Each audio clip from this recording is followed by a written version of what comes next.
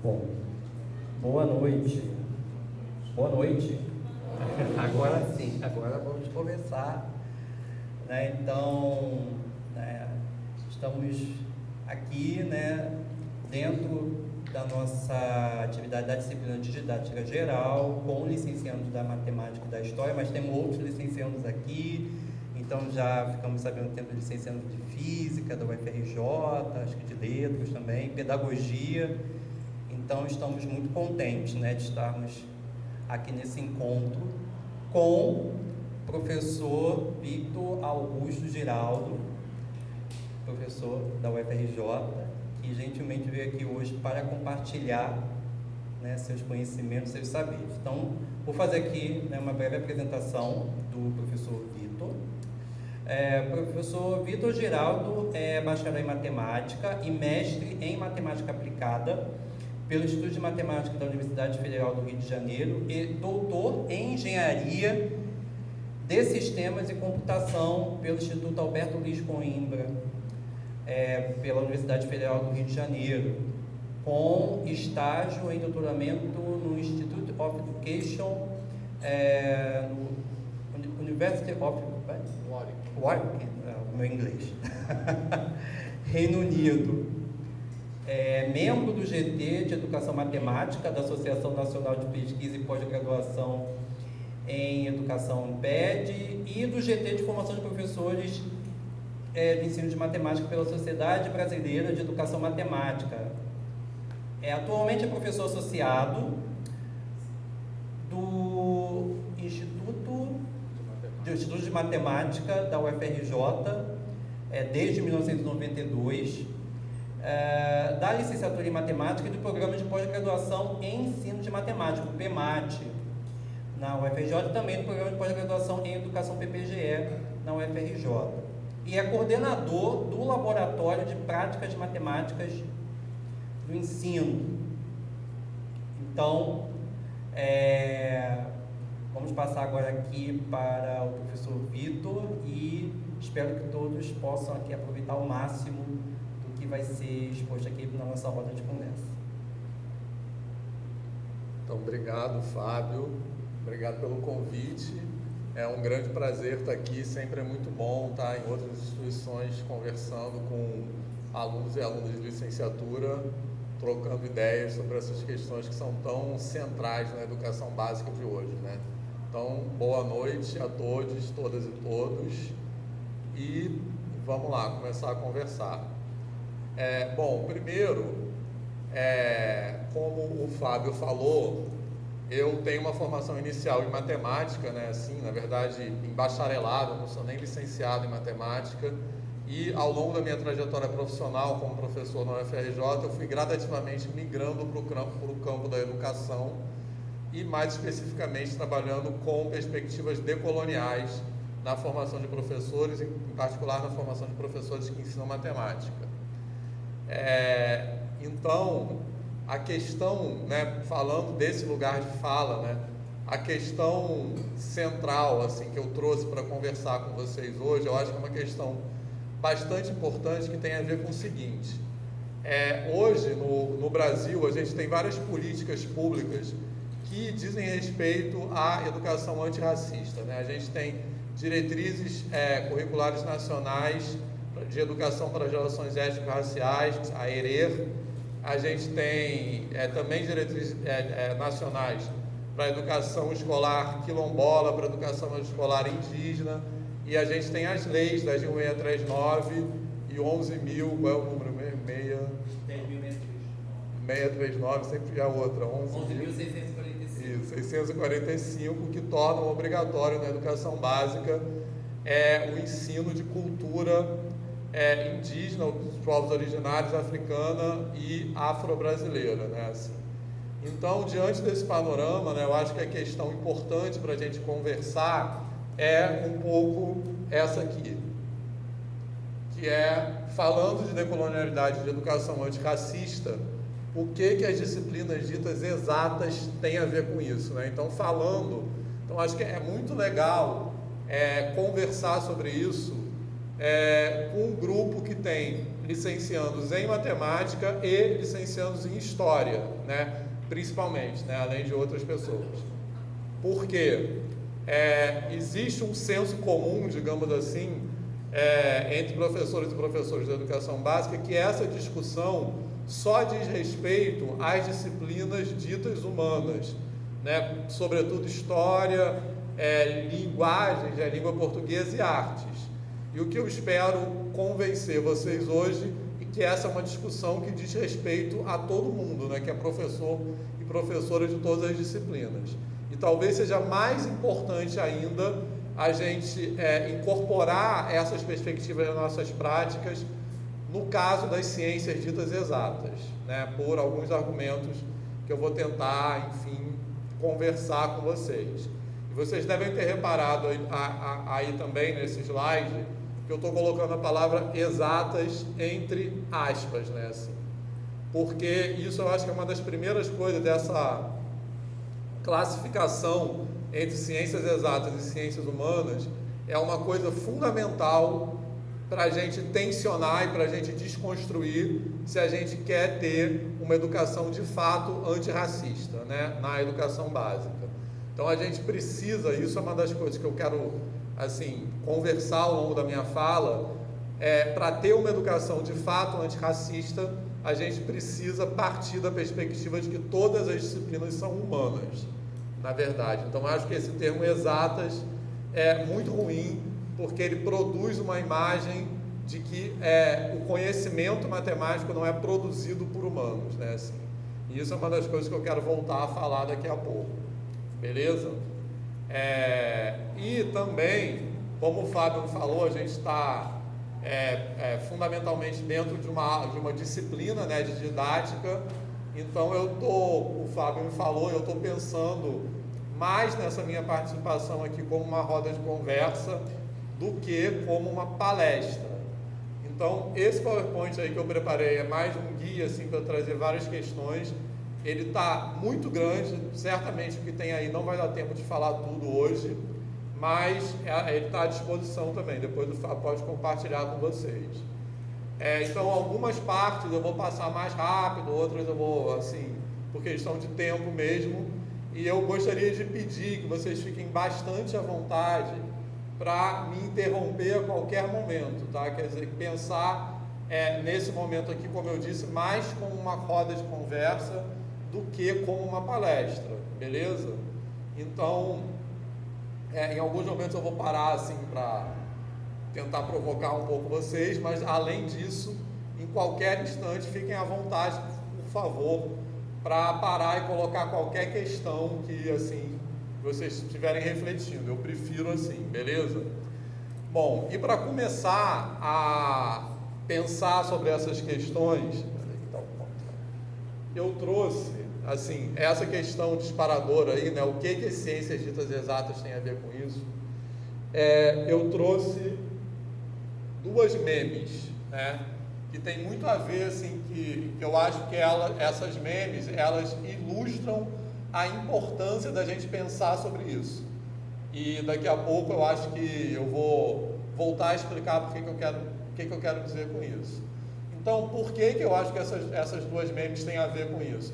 Porque elas ilustram uma visão que é bastante disseminada entre alunas e alunos da educação básica, um estereótipo assim sobre uma aula de matemática ou sobre professoras e professores de matemática.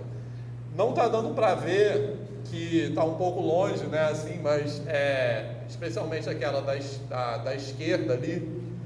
Mas o que está escrito ali? Tem dois caras assim com cara de cientista, né, ou correspondendo àquele estereótipo, como eu disse, dos pesquisadores ou dos professores em ciências exatas, em particular destacando que não por acaso são dois homens brancos, e eles estão discutindo na frente de um quadro negro, no qual tem várias equações escritas, e no meio de uma passagem de um grupo de equações para outro grupo de equações, está escrito assim: então um milagre acontece.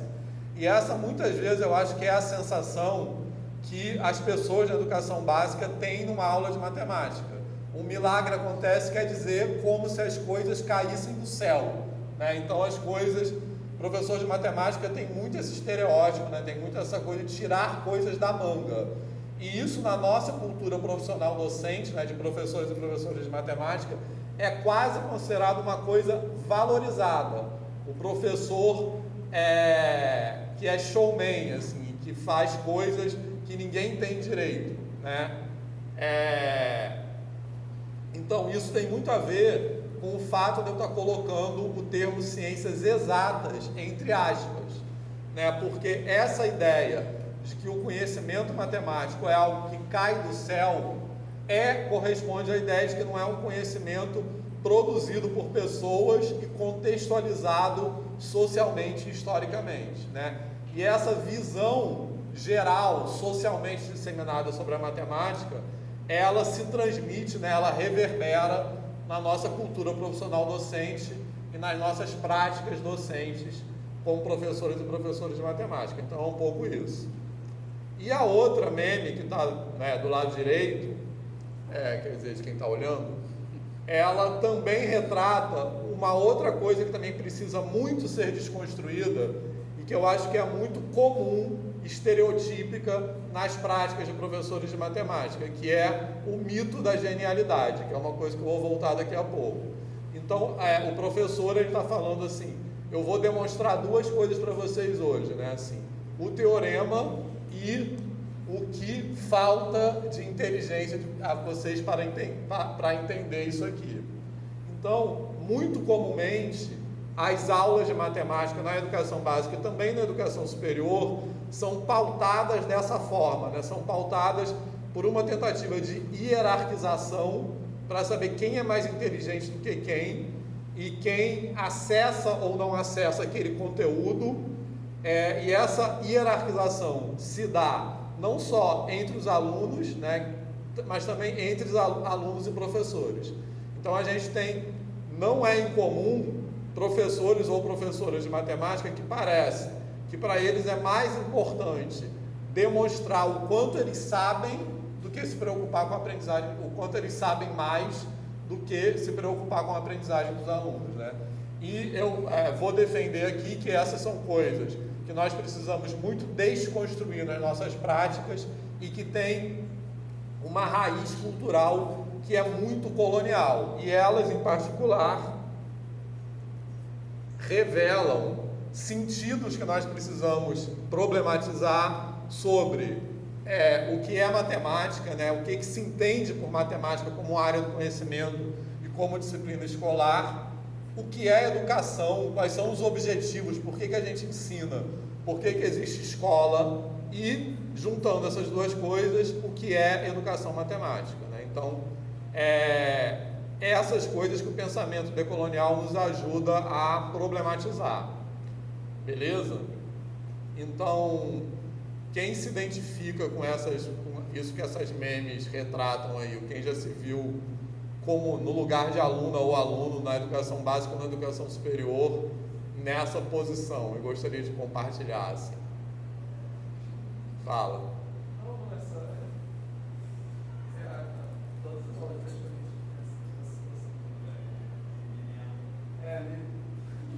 Fala. Oi? Tipo, o professor ele passava, foi no período dele, mas tipo assim, tinha questão, trabalhos semanais que dava o quê? 16 páginas. Daí, tipo assim, sendo que era o quê? 7 questões, né? Aí era uma questão, aí tinha, sei lá, 2 páginas, 3 páginas de resolução. E aí, então, a gente passou sem certeza nenhuma em hora de verificar. Sendo que é um tópico muito importante. É bem isso, assim. Então parece que essas memes elas ilustram isso, parece que a preocupação nessa cultura, como eu disse, profissional docente em matemática, é mais com essa hierarquização de inteligência, que eu estou chamando esse mito da genialidade, do que com a aprendizagem dos alunos, né? Enfim, dos estudantes. E isso é uma coisa, rapidinho, que a gente precisa... Então, isso que vocês estão relatando é importante, porque eu falo sempre com meus alunos da licenciatura assim, a gente sempre aprende com as práticas dos nossos professores, em particular na graduação, né, na licenciatura. Só que a gente aprende assim, o professor que a gente quer ser ou o professor que a gente não quer ser, né? E no caso a gente precisa, com isso, aprender qual é o professor que a gente não quer ser. Então, por isso que é importante a gente estar tendo essa conversa durante a licenciatura, né? Para pensar quem são os professores e os professores que nós queremos ser no futuro. Fala. A gente mesmo tem um professor que parece que ele explica pra gente como se a gente soubesse tudo e às vezes ele quer demonstrar a genialidade dele. Aí a gente tentando entender o básico do que ele está fazendo. É bem isso, exatamente. Eu, assim, presencio isso muito também lá no UFRJ, onde eu trabalho, assim, infelizmente.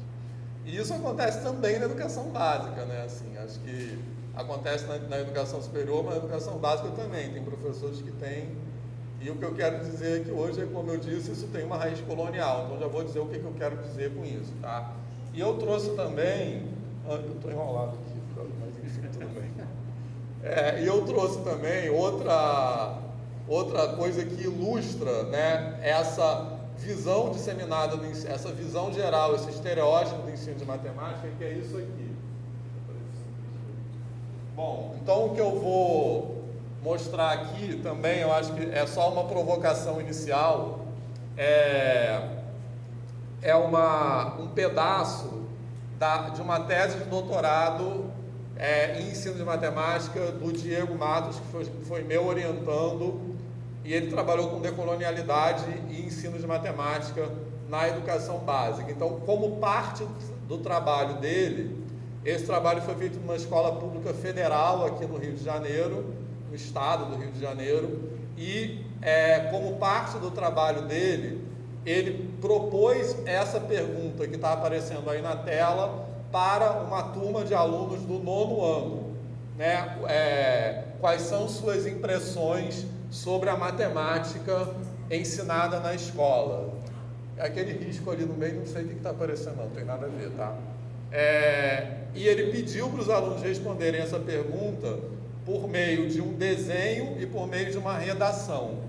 E eu vou mostrar para vocês alguns dos desenhos que apareceram feitos pelos alunos no 9º ano como resposta a essa pergunta. E eu vou mostrar esse desenho e eu acho que esses desenhos falam por si, tá? Não preciso falar nada. Eu não sei se tá dando para ver ali, mas bom, nem eu tô. Então, basicamente demônio, monstro, Godzilla. Então aquele ali está escrito o demônio ali está escrito prova, testes, e ali em cima está escrito fracassada, né? Eu acho que essa imagem é bem, assim, provocadora, né? Eu acho que é muito difícil a gente estar se formando como professor de matemática e ficar indiferente a essa imagem. E essas imagens aí, elas não são, assim, exceções, né? Todas as respostas desses alunos que participaram desse estudo foram nessa linha. Então, isso faz pensar sobre aquela pergunta que eu coloquei no slide anterior. Qual é o objetivo do ensino de matemática? Ou seja, qual é o objetivo da matemática como disciplina escolar? De alguma forma, contribuir com a aprendizagem dos alunos e das alunas, ou de alguma forma contribuir com as visões de mundo, a criticidade desses alunos, ou convencer esses alunos que eles são fracassados, né? Que essa palavra eu acho que é muito forte. Então é sobre isso que a gente vai conversar aqui essa noite, né? Então, quem se identifica também com isso aí, especialmente o pessoal de História, da lembrança como aluno da educação básica na disciplina de matemática? Quem faria um desenho parecido com esses aí? Oi? Tem a ver? Então, é bem isso, né? E a matemática, então, uma primeira reflexão dentro desse debate decolonial é a seguinte: por que a escola no mundo ocidental contemporâneo é organizada disciplinarmente dessa maneira? Será que essa é a única possibilidade de escola que a gente tem? Eu vou argumentar que não é. A escola organizada disciplinarmente, com disciplinas separadas, e numa organização que as disciplinas têm imagens diferentes, vamos dizer assim, né? Então, a disciplina de matemática é muito associada a essa imagem, a essas imagens que estão aí, de convencer que os alunos são fracassados, ou convencer quem é mais inteligente do que quem, e outras disciplinas, como por exemplo, disciplinas de artes. Qual é a imagem associada à disciplina de artes? Expressão, você colocar para fora o que você está se sentindo. Então, por que precisa ser assim, né? E isso essa organização disciplinar escolar, ela não é por acaso, né? Ela é assim porque ela serve à sociedade contemporânea constituída da maneira que ela está. Então, o fato da matemática ter essa cara na escola, cara de demônio, monstro, não é à toa, não é uma coisa incidental, né? Falando de maneira bem, assim, a grosso modo, o fato da matemática ser assim serve ao sistema que a gente vive hoje, né? Então, esse é um principal argumento, quer dizer, uma principal reflexão. E agora, eu dividi assim, isso é só uma reflexões iniciais, mas eu dividi a minha fala em duas partes. Na primeira parte, eu quero falar mais assim do que são essas perspectivas decoloniais, né? O que é esse pensamento decolonial? Eu vou tentar passar mais rápido nessa parte, para a gente dar tempo de chegar na segunda parte, que é falando especificamente do que quer dizer, assim, não é para fechar a questão, mas a gente pensar sobre a questão, o que quer dizer uma educação decolonial e antirracista em matemática e em ciências exatas, beleza? Então, mais ou menos isso que eu vou falar. Essa figura que está aí, ilustrando esse slide, alguém já tinha visto isso aí? Ninguém aqui é de geografia, né? Oi?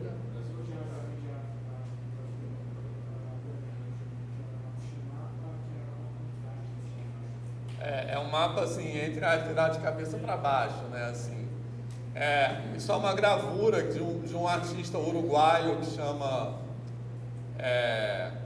Esqueci agora. Joaquim Torres Garcia, e que o título dessa gravura é América Invertida. Mas a pergunta a ser feita é a seguinte: por que ela é invertida assim? Vocês já se perguntaram alguma vez, isso tem tudo a ver com o debate decolonial, vocês já se perguntaram alguma vez por que o mapa mundi, né, o mapa dos continentes, do planeta, aparece sempre naquela posição específica ou não? Alguém já se fez essa pergunta aqui?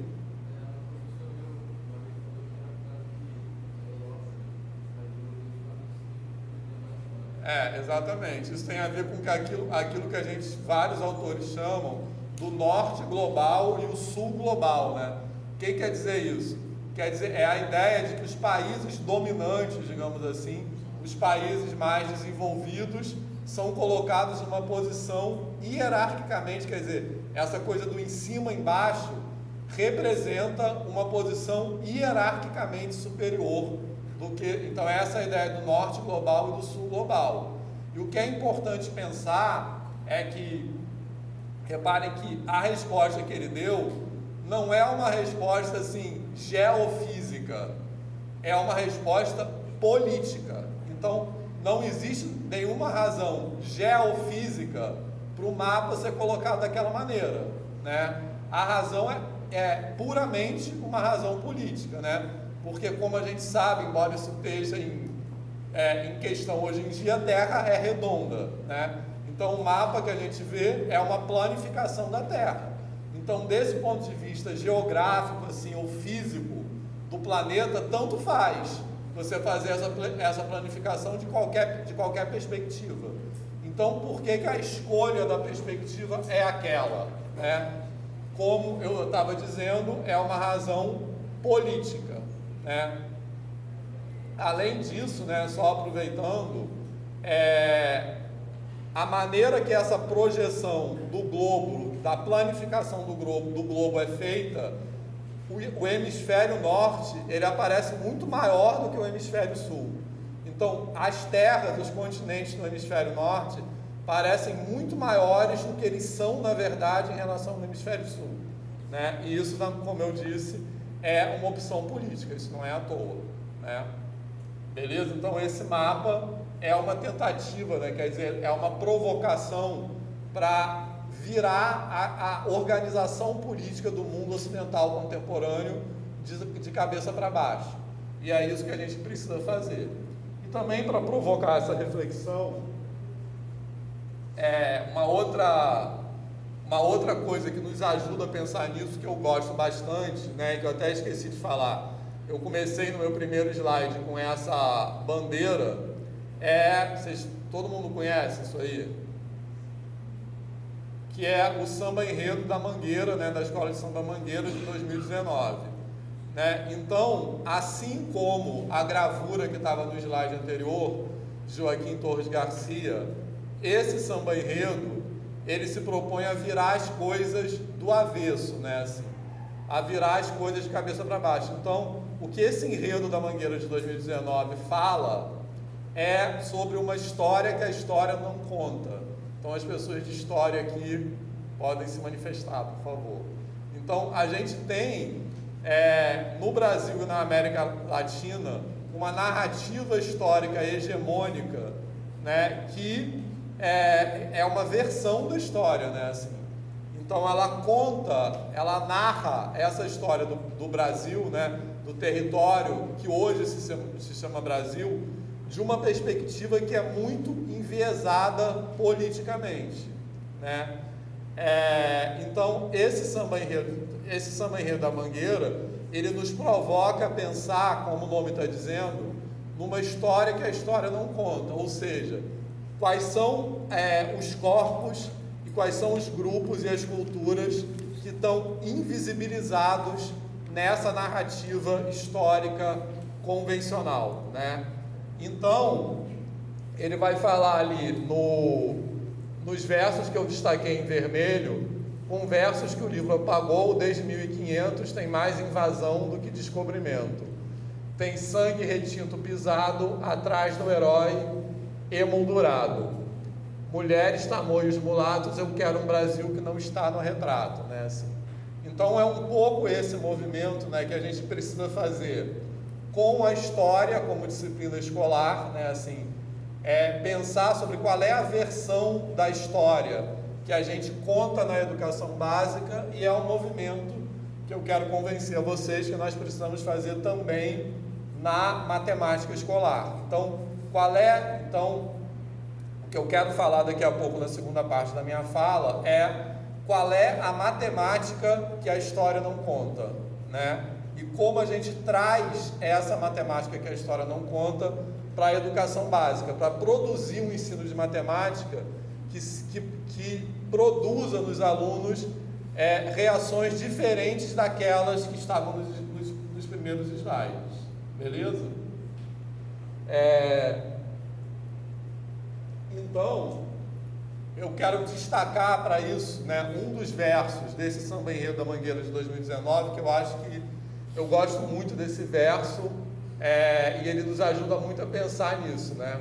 A história que a história não conta, o avesso do mesmo lugar, né? Então, em particular, o avesso do mesmo lugar, né? O que ele quer dizer com isso? Ele nos provoca a pensar, eu acho, o que nós precisamos virar do avesso, vamos dizer assim, nos territórios que hoje se chamam Brasil, né? Assim, em particular, dentro da escola, o que nós precisamos virar do avesso nessa disposição, nessa organização escolar que nós temos hoje. Virar do avesso, como ele fala, o avesso no mesmo lugar é aquilo que está lá, mas não é visto, né? Então, nas nossas práticas docentes, como professores de matemática, sobretudo, o que nós precisamos virar do avesso? Quais são as coisas que estão lá e nós não vemos, e nós precisamos virar do avesso? Então, isso tem muito a ver com aquilo que eu coloquei no começo, desse chamado mito da genialidade. Então, da gente desconstruir essa perspectiva que é muito determinante no ensino de matemática, de hierarquizar os alunos com uma pretensa inteligência. Essa tônica do ensino de matemática, ela nos impede de ver esse avesso que está lá, né? Então, isso tem muito a ver com decolonizar currículos na matemática escolar. E para representar isso, eu trouxe essa foto também, que eu não sei quem já viu essa foto aqui, que está ali do outro lado. Essa foto foi tirada em 2018, se eu não me engano, e é uma foto tirada na festa de Ano Novo na praia de Copacabana, né? Assim. E quando a gente fala sobre isso, né? Quando a gente fala essa frase assim, festa de Ano Novo na praia de Copacabana, qual é a imagem que vem à cabeça? A imagem que vem à cabeça é aquela que nessa foto está mais no pano de fundo, né? Um monte de gente de classe média, em sua maioria pessoas brancas, vestidas de branco e festejando a entrada do Ano Novo. Mas quais são as coisas, quais são os corpos, quais são as pessoas que estão ali naquele lugar, mas que não são vistos?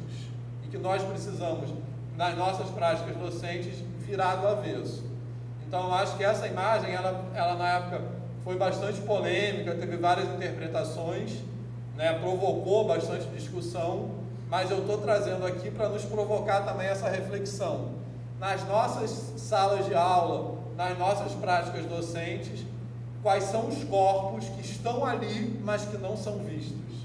Porque a gente tem muitas vezes estereótipos dominantes, estereótipos do que é ser um bom aluno, em particular o que é ser um bom aluno em matemática.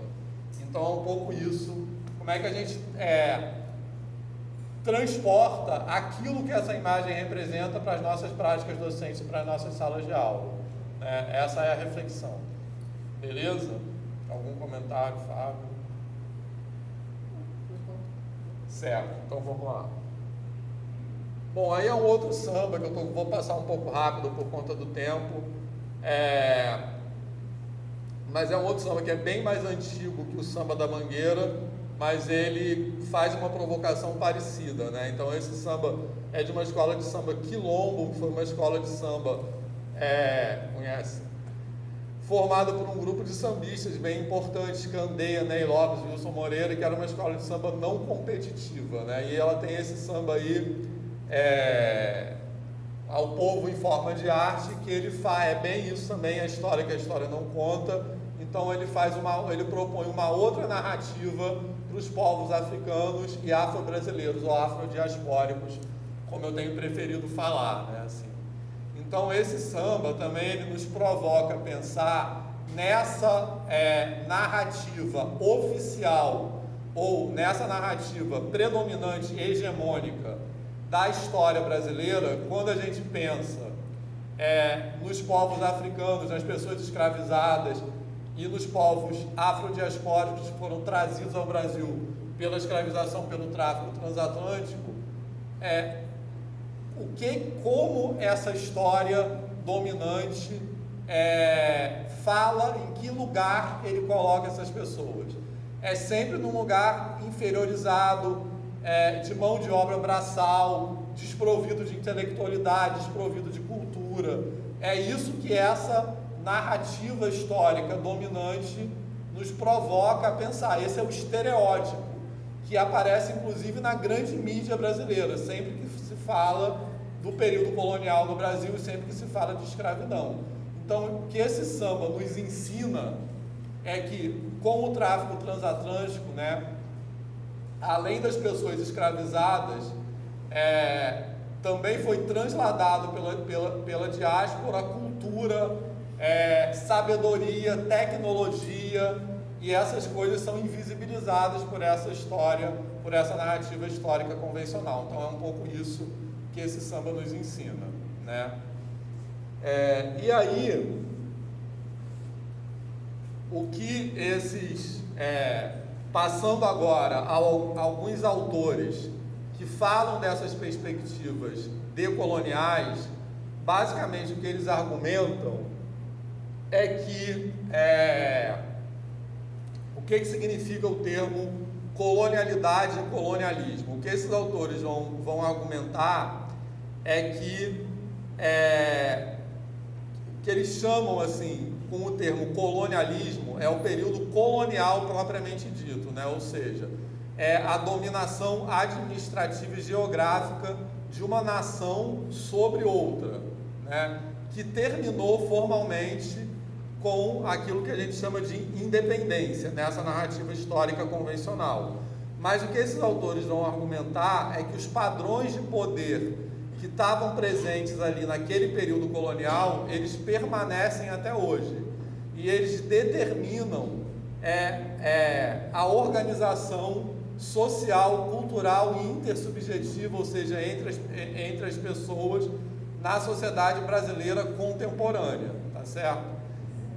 Então, esses autores vão chamar de eles usam o termo colonialidade para se referir ao fato de que esse colonialismo não acabou, né?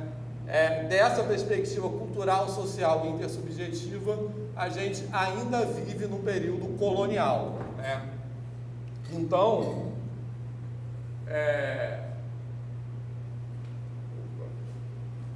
eu acho que isso é muito representado por essa outra imagem que está aí, né? Isso aí mais ou menos eu já falei. Isso é muito representado por essa imagem que está aí, ou seja, os padrões, como eu estou dizendo, os padrões de poder coloniais não acabaram com o fim formal do colonialismo, né? Então, essa imagem que está aí, ela vem de uma questão do vestibular da UERJ, se não me engano, do ano passado. Então, o que vocês estão vendo nessa imagem aí? Fala aí. O que essa imagem provoca? O que está escrito ali em cima? Empreendedores. Então, essa palavra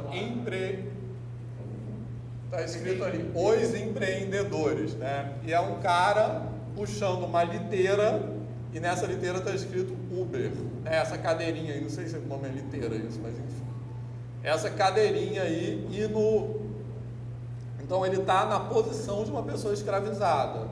E ali em cima está escrito Uber, né? Então, essa palavra empreendedorismo, que está sendo muito usada hoje, né? Está bastante na moda, né? Digamos assim, essa palavra, e ela representa, em grande medida, uma precarização das condições de trabalho.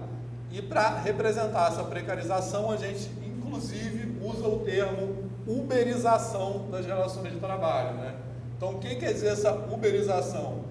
Quer dizer relações de trabalho que não tem nenhuma garantia, não tem nenhum direito trabalhista, tudo isso conquistado durante muitos anos, recentemente foi desconstruído, né?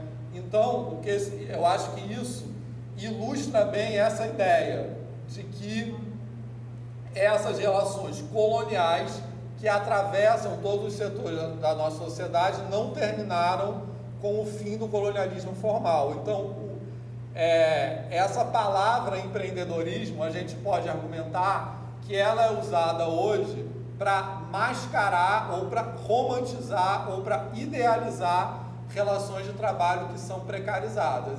E além disso, essa palavra empreendedorismo, acho que vocês podem perceber, do jeito que ela circula na grande mídia, ela quase tem um papel, ela ganha uma cara de quase como uma virtude. Ela não é muito problematizada, é como se assim, todo mundo tem que empreender, o certo é ser empreendedor, né? Então, quem não empreende está errado. Então, empreender nesse sentido aí é uma virtude, né? E isso, eu acho que é um exemplo bastante significativo de como essas relações de poder coloniais naturalizam a si próprias, né? Então, essa coisa do empreendedorismo como uma coisa boa, ela é muito naturalizada, ela não é colocada em questão, né? É como se isso fosse dado, beleza? Então, por isso eu acho que essa imagem e essa discussão é bastante representativa dessa decolonização, dessa discussão decolonial, querendo dizer que essas relações de poder continuam. Então, junto com o empreendedorismo, né, muitas coisas são naturalizadas, né? Por exemplo, a desigualdade social na sociedade ocidental contemporânea, na sociedade brasileira, que é um dos países mais desiguais do mundo socialmente. Isso é muito naturalizado por essas racionalidades coloniais, né? A gente quase que diz que a desigualdade social, a pobreza, a miséria, são coisas naturais do ser humano, né? Isso está muito longe de ser verdade. Então, nesse sentido, e a gente mais do que isso, como está dizendo aí no anterior, essas racionalidades coloniais, não só elas naturalizam a si próprias, como elas culpabilizam aqueles que são subalternizados pelo seu próprio estado subalternizado, né? Então, por exemplo, não é incomum a gente ouvir hoje em dia que as pessoas que estão em situação de rua, né, morador de rua, eles estão ali porque eles querem, ou porque eles são preguiçosos, são vagabundos, não querem trabalhar, né? Então a gente sabe que a questão é muito mais complexa de hoje. Por que a gente tem essa desigualdade e por que a gente tem uma população tão grande de pessoas morando na rua? Não é porque elas são vagabundas, né? Então a quem interessa colocar essas condições de trabalho precarizadas como uma virtude, né? Então é um pouco essa a discussão. E o que eu quero trazer daqui a pouco na segunda parte da minha fala é assim, qual é o análogo a isso dentro da nossa sala de aula, né? Qual é o avesso do mesmo lugar e quais são os processos de hierarquização e de culpabilização que acontecem dentro das nossas práticas docentes das nossas salas de aula. Beleza? Está fazendo sentido? Algum comentário? Fábio. Vitor, só comentar que você falou do empreendedorismo. Eu comentei já em uma das nossas aulas que inclusive inseriram, não sei se é como uma disciplina ou como conhecimento, empreendedorismo no currículo do novo ensino médio. Sim. No estado do Rio de Janeiro. Isso. E retiraram disciplinas, ou reduziram, né, disciplinas de história, disciplinas de geografia.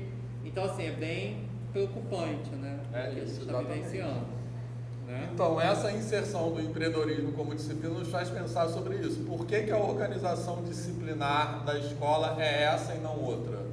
E por que a gente tem esse novo ensino médio, por exemplo? Por que esse debate, isso é importante para quem é licenciando em matemática, né? Por que hoje a gente tem nas políticas públicas um discurso que hipervaloriza as disciplinas ditas exatas em relação às disciplinas ditas humanas? A que disposição de poder isso interessa? Falo.